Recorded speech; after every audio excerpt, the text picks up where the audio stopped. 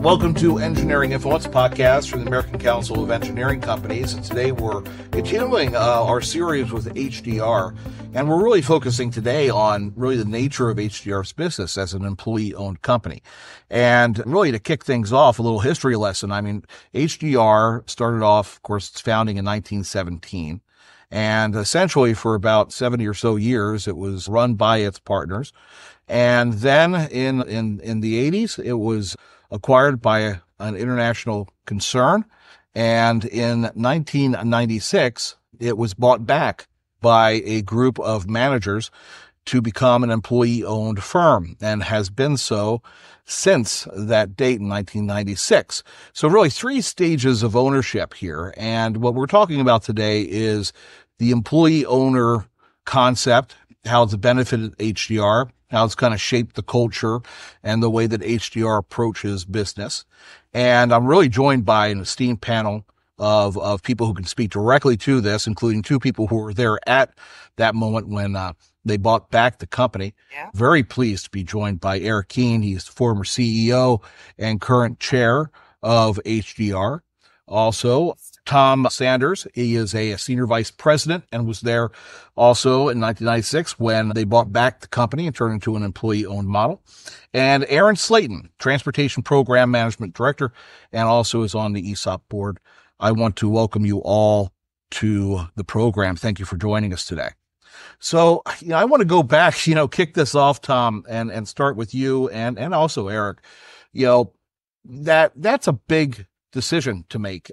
The firm had been around for a long time, had established international presence, and then you decide to see an opportunity to buy back the firm, made an offer, the offer was accepted, and now you had a firm that was pretty much employee-owned. My understanding is you had a majority of the employees at that point deciding to invest into the firm. I guess take us back to that a little bit and tell us why that decision was made and why you preferred that structure. Tom, we'll start with you if we could. Well, great.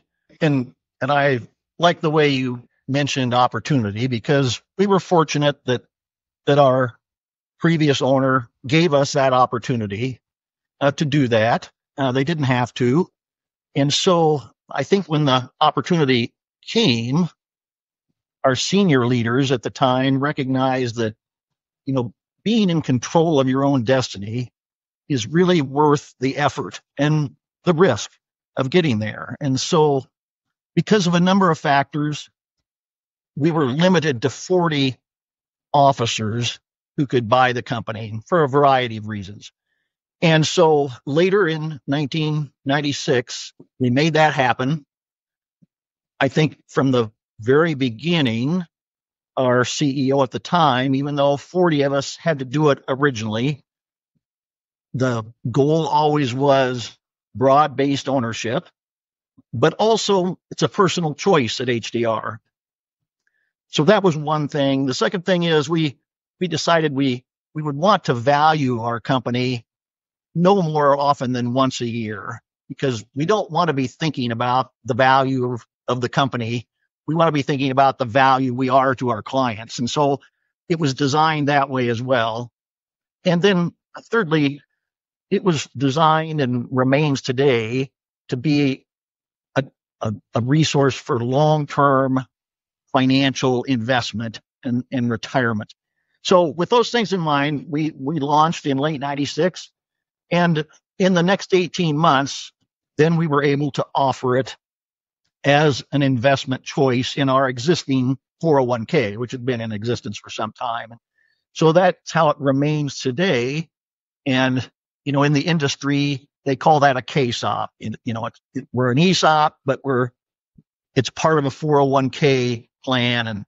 And so that's continued. There's been some refinements to our corporate structure or this or that, but the original structure remains. And when we were able to open it up, I'll just close with this. We were a firm of about 1,600 people at the time. And we were fortunate in that about 1,000 people bought into when it was available. So that's when the real miracle happened. The previous stuff was just kind of like, well, we're going to give this a try. But when that happened, we knew we really had something. because it excited people. I think a couple points to put on top of it is, at that time, about 50% when we bought the company back, 50% of it was ESOP loans and 50% were in short-term loans.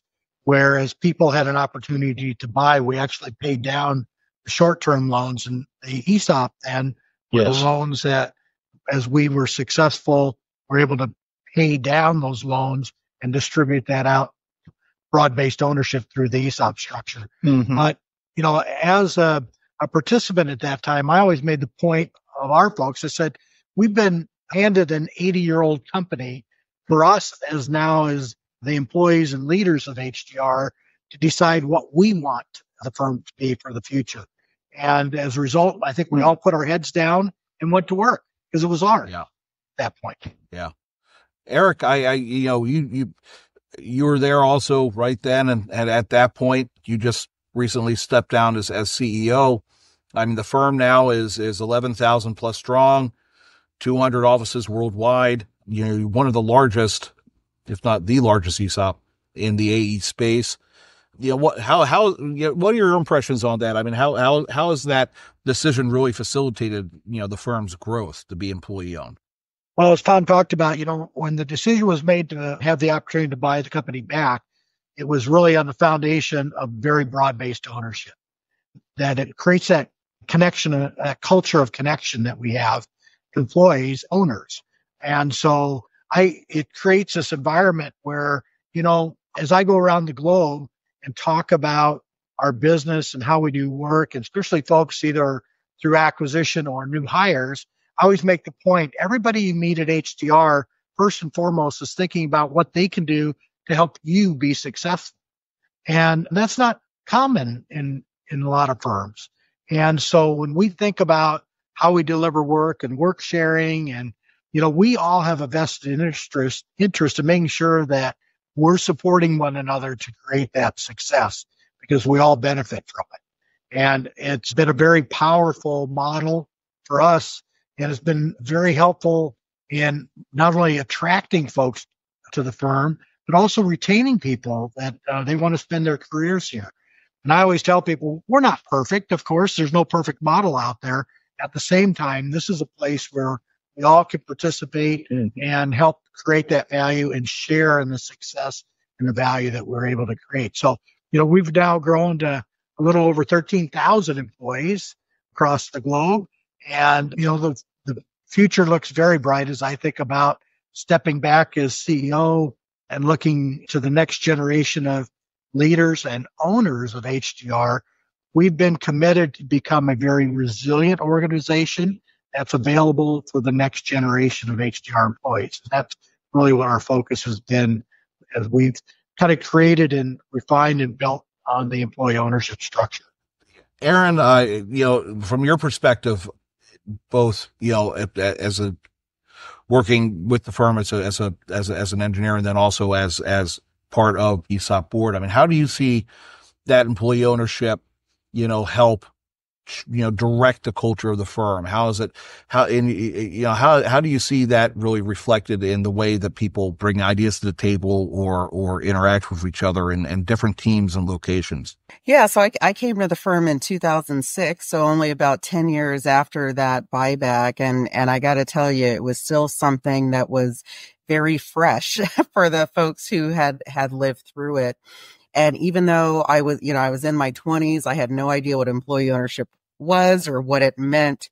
I could sense this sense of togetherness, this sense of camaraderie that came from coming through that period of what it was like before and what it was like after, and this really intense desire to want to hold on to that. And it was something that I found very unifying with the people that, not only the people that I worked with in my immediate vicinity, but people all across HDR. And I have since worked in 3 different operational regions within HDR And I think the thing that, again, unites us throughout all of that is being able to have that unifying culture. So with each of those relocations, I was relying upon people where I was leaving because we had to figure out someone to fill some gaps. And I was relying on the people where I was going to make me feel at home in my new place. And each of those things takes a lot of work and a lot of energy. And if you multiply that by all of the other people who are doing that same thing, it relies upon that strong sense of culture that comes from knowing that we are all in this together, that we are all working for a better future for ourselves and each other. Aaron, one of the things as I think about your career, you've had an opportunity to work very, very closely with a lot of our clients. And I just maybe ask, do you see that culture come through with also the relationships we establish with our clients as well? I think our clients definitely see it. I've spent most of my career in co-located offices with our clients. So being in very close quarters with our clients. And it's something that they recognize. We don't have to, say we are an employee owned company. We don't have to go out of our way to say that. They know it and they see it in our behavior. They see it in the pride that we take in our work. They see it in owning up to mistakes and standing by them when things get very difficult. And I think that that's where we shine and excel, is when things get very challenging. And no matter what, our clients see that we are going to work with them and stand by us and be able to pull in more people. I mean, I think that that's something that, again, is a big value. And something that I try to teach our younger staff is the comfort of being able to pick up the phone and reach out to any person across HDR, even if you have never met them, and knowing that they are going to help you and that they are just as vested in your success with a particular client as you are. And that is something that I know I never need to worry about. That's a really important point, Aaron. I think that I was doing some background on this, and there was an analysis done between ESOPs and other and corporate owned firms, or firms that are owned by a larger third party, that the firms that don't have this employee ownership kind of culture, where there is this kind of level playing field to a point where people feel comfortable talking to other people because they're all kind of have a vested interest in the work, that you can find that sometimes teams are actually, offices are competing against each other, or they're putting in bids the other offices don't know the bids are going in. And then all of a sudden you have this, conflict or confusion, that having that employee owned aspect allows you to be more efficient, because you're able to pool resources and have the best possible pitch for work, or and put the teams together for the work then teaming that makes the most sense. Is that something that you've seen over your time with the firm, Aaron? Yeah, absolutely. It's something that we call an HDR first mentality, having an HDR first mentality. So if you think about where a lot of people's priorities lie, it could be with self. It could be with my operational region, because I've got certain metrics that I know I want to hit, or it could be with my technical group.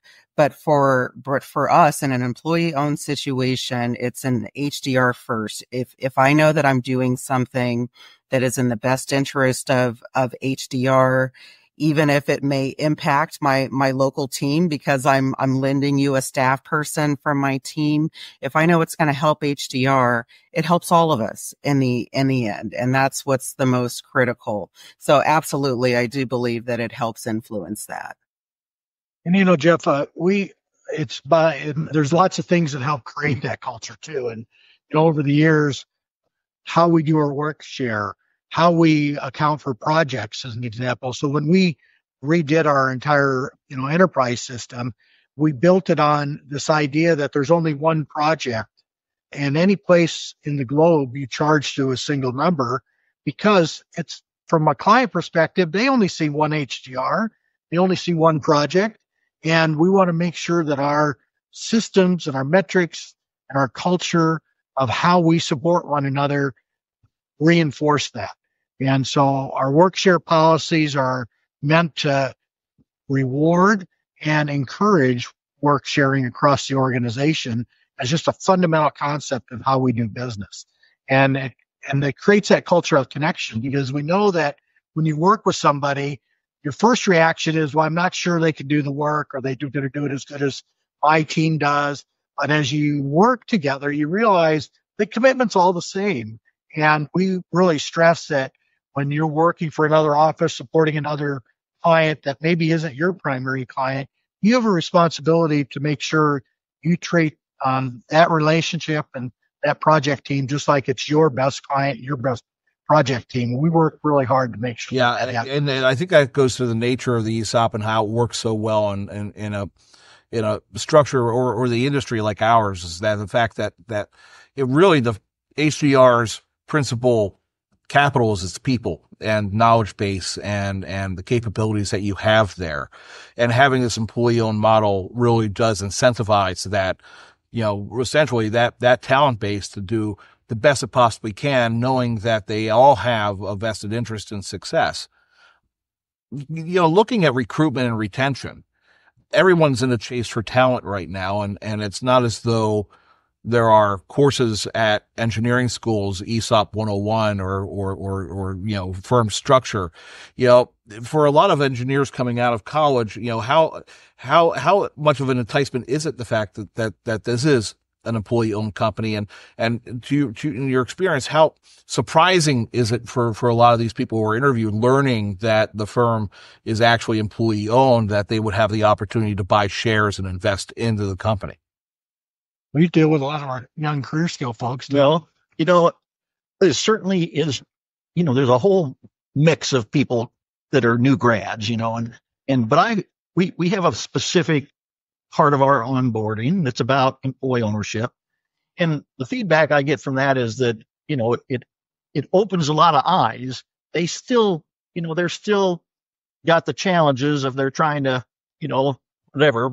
find a house or, get married or, all the things that are important in life. But then I think what we find is, somewhere around 5 years, it really starts to click. And Eric, you might just mention about how, again, we've done some very intentional things to place ownership in the hands of our youngest employees so that they can start to see what it does. And yeah, and this goes to the kind of, you talk about resiliency as an organization. Well, part of the resilience for our organization is the next generation want to be owners, right? Because if they don't, then it creates a different dynamic. And so one of the things that we've done last several years through our ESOP structure is use discretionary contributions as a way of providing shares in the company through the ESOP structure. And then we duplicate that with our Phantom program outside the United States. And it's a way to get ownership in all our employees' hands. And, a lot of times I'll get a comment that says, oh, gee, our stock went up 20% this year. That's great for you because you got lots of stock. And when we think about that discretionary contribution, it actually is dilutive, but it gets shares into our younger folks and all our employees. And then eventually over the years, as you do enough of that through the discretionary as well as their participation in our retirement plans, all of a sudden those numbers start to be, wow, they start to add up. And it's interesting, even when we bought ourselves back, we had a few comments about, well, just give me cash. I don't want those HDR shares. And that was kind of the initial conversation. But after about 10 years, that those same individuals go, boy, I wish I had a lot more HDR shares.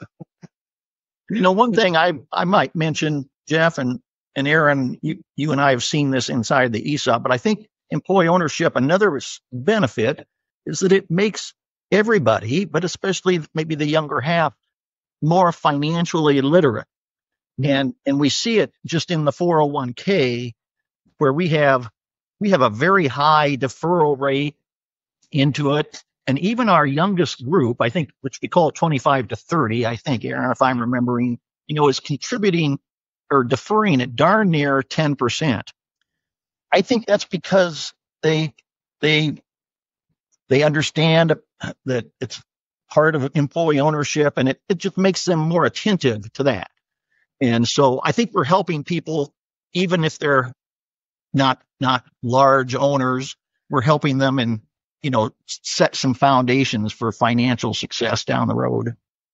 Yeah, and I think the aspect of employee ownership, when you talk about recruiting people, for those who may not understand the employee ownership structure, like I did not, I think what attracts people to HDR is still the employee ownership structure, even if they don't know that that's what it is. It's the culture that comes along with that.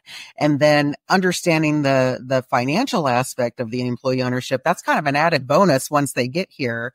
And we do a great job in our onboarding process of offering 1-hour webinar on employee ownership. In fact, I just co-hosted one a couple of days ago, and we ask a question about what are people's perception of HDR culture, and people type it into the chat, and you see things like friendly, welcoming, I can be myself, I feel so comfortable, I feel at home. And those are the that's what has attracted those people to HDR, learning about all the ins and outs of the employee ownership structure and how to become an owner and what that means. That's kind of the cherry on top of the culture. Yeah. Yeah. And thank you for addressing that point, because I was going to raise a question about, the way ESOPs are generally structured. Question is, for younger staff who are also trying to buy a house or start a family, and they're financially not as settled as some of the longstanding staff, that generally they're how do you get them involved? And it seems like you have a very good program to get them involved through the 401k program. For the international employees, and since HDR is domiciled in the United States, if you're in Canada or outside, you can't directly take part in the ESOP, but what structures do you have in place so they can also benefit from the employee ownership model? Yeah, so maybe I'll take the question. So we have we call it a phantom share program. And of course, each one of them is a little different, because in different jurisdictions around the globe, tax laws are different. So whether people can defer income if they choose, in some countries they can, in other countries they can't. And one thing that is common, though, is like when we talked about a discretionary contribution in the United States into our ESOP, outside the United States, we can do the same discretionary contribution as a phantom share into their accounts. And then what happens is, the way we manage our repayment obligations and our phantom share program, as well as our ownership in the United States, it's set at one stock value. And then if our stock goes up 10%, their stock in their local currency goes up 10% as well. So we got that tie to our true financial success, are all tied together. The one thing that these share programs also do is they are meant to be long-term opportunities for ownership and for savings. And so we've tried to structure them that way. And they've been, I think, very good in I think our participation rate of folks, as an example, within the United States, where we've had the structure in place since 1996 or so, even though we became an S corporation in 2002, which was a change in the tax law that's been very helpful for us as a company. But that ability to participate in HDR on a very broad base is exactly how our phantom shares are set up as well. And even though they're a little different, they still behave very much the same way and provide the same opportunity to our employees. So, I'm just thinking about an HDR in the U.S., about 79%, I think, of our employees have actually chosen to buy additional shares in HDR. And one of the metrics that we track every year is our younger folks, how many by age group are actually choosing to buy shares in HDR. And what we've seen over even the last 3 or 4 years is that's continued to grow from 7 49 or so percent up to 57%. So even the younger folks that have, oftentimes other demands on their salary and their income are choosing to buy shares into HDR. And I think it just shows that the model makes sense. And that, the other point I'd make is that we also spend a lot of time and looking at our long-term repayment obligation, over a 20-year period, so that, are we generating enough cash to be able to buy? Because when you leave HDR, whether it's in Tom's case, in my case, we get to retire. But if you leave HDR, you're required to sell your shares. So we have no outside owners of HDR. And that means that we need to have cash available to make that happen for folks. And when we look at our model, our business model, it looks very sustainable. And we look at it over a 20-year period. And our CFO has actually taken that out to a 30-year period. But that just helps us as employee owners know that if we continue to do our business in the way that we're doing it with this level of success, that it's a very, very sustainable model to be able to make the transition to the next generation of HDR owners. Which is critically important for future growth and stability and just the business itself.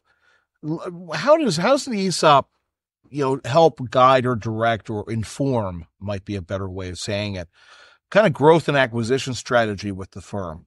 How does it, in your experience, does it make it a little bit more risk adverse, or does it help you really focus in on areas where it makes sense to invest, sustainable design, things of that nature, where it kind of maybe eases a process where you have a lot of people under the same kind of maybe understanding that this is the way that we need to go as a company to really focus in on these areas and pushing design in a specific way in how you acquire other talent and companies? I think, Eric, you ought to respond to that, but I know your punchline is with regard to how is being an ESOP affect those kinds of questions you're asking. Yeah. And the punchline is, well, we're playing with our own money. Eric has reminded me of that. I don't know how many times over the year, especially when that's the point. Something. Yeah. This is your money, right? So do you want to take on debt? Do you not want to take on debt? These are interesting questions from a strategic perspective. Yeah. And it's something that we think about every day, right? How we're managing the organization, because, a lot of times we'll get folks that will join us from other types of companies, and they say, well, we used to do that all the time there. And I said, well, do you realize that that's creating a long-term liability for the firm? Is that really what we ought to be doing for the next generation of owners? I mean, it has us think a little bit differently about acquisitions, about folks that join the firm, the type of work that we do, who we partner with. The idea is that we want to make sure we're put the firm in the best position for the long-term success for all of us as employee owners, because that's critical to, doing what we think is our purpose as an organization. And, the one thing I would also stress is that, let's remember we're a professional service firm.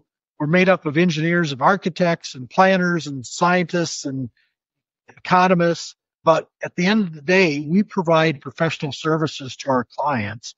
And, that's when we think about what it means to provide professional services. It means, being responsible and thoughtful about the work that we do, making sure that we take responsibility for it, that we're providing the highest quality, and that we're helping our clients achieve the best outcomes.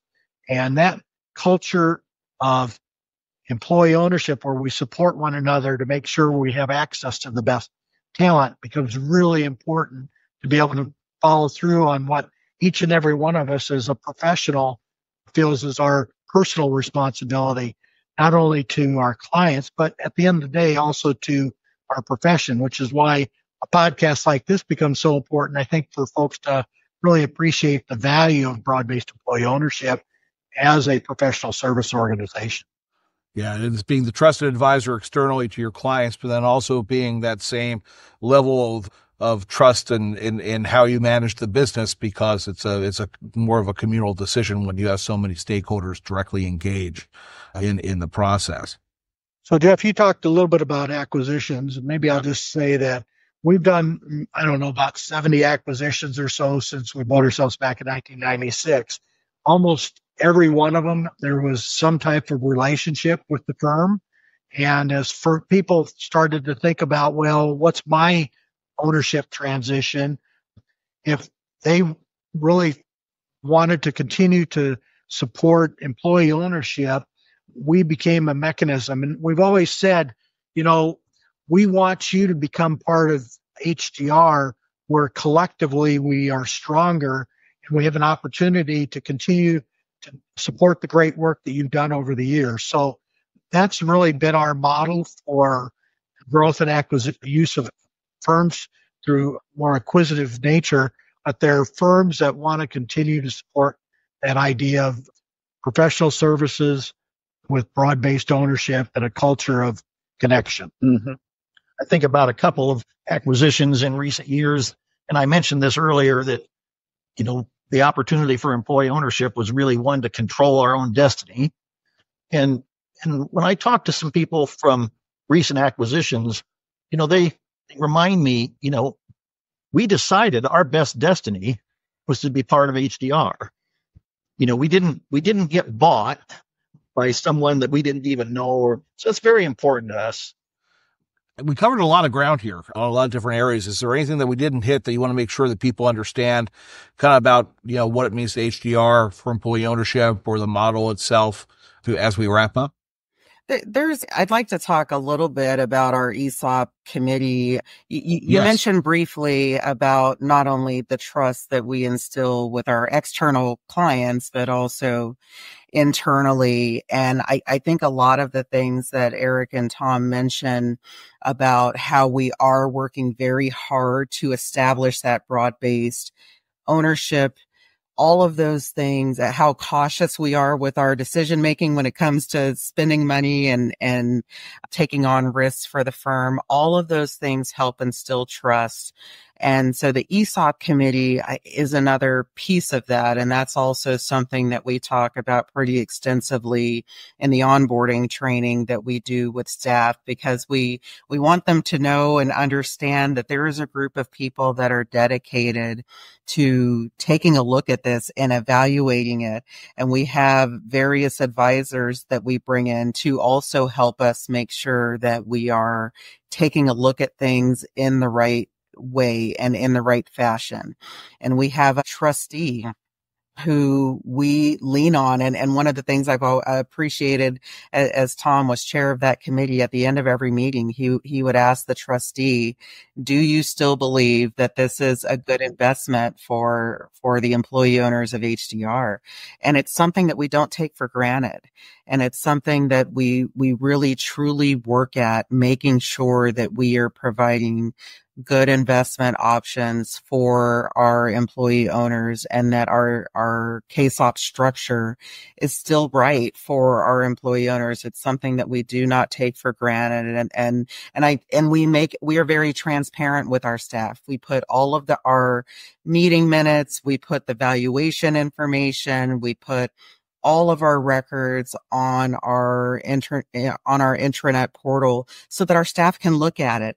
And that's another way, again, of helping to build trust and helping them make the decision for themselves as to whether or not they purchase that stock. We want them to be able to make as informed a decision as possible. And we try to make that easy for them.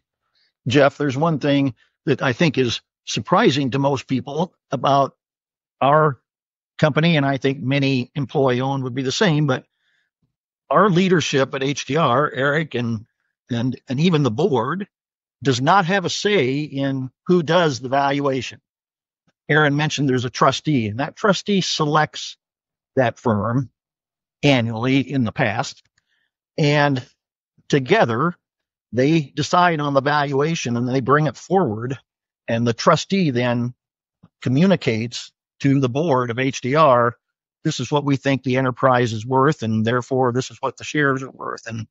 And Eric and his leadership team have a lot to do with providing information to that valuation firm, but they have nothing to do with influencing what the number is. Yeah. You have that important independence that's necessary to have a proper evaluation, that everybody can feel confident that the number is correct and reflects market value. Yeah, no, I think Aaron's point about that sense of confidence and trust, whether it's our work share policy, how we manage our ownership program, setting up the ESOP, how we, use the success and profitability of the firm to drive the success. We don't pay dividends, right? We retain earnings to help grow the practice, and decisions we make on, who we approach to join HDR. There has to be, first and foremost, that cultural alignment. I guess my point is back to Aaron's comments, and that is when we think about what we're doing every day, whether it's a project we're working on or an acquisition we're doing or a benefit we're putting in, we're trying to do it really what's in the best interest of all of us as owners here at HDR. And we think about that, and it's our guide in terms of our policies and our structure, and it sets the expectation of how all of us as employee owners are here to help support one another to drive the success of our practice. Eric, that was a great way to close it off. I think that was a great final thought right there. I want to thank you all for joining us. This is a great topic, and it's very nice to see how this model has benefited the firm and is reflected in the culture of the firm and how it approaches really its day-to-day operations, both internally and then also for its clients. And again, thank you very much for your time. Really appreciate it. Standing. And again, this has been another episode of Engineering Influence podcast from the American Council of Engineering Companies. Make sure if you're watching this on YouTube that you hit that like and subscribe button to get this message out and this episode out to many, many more people.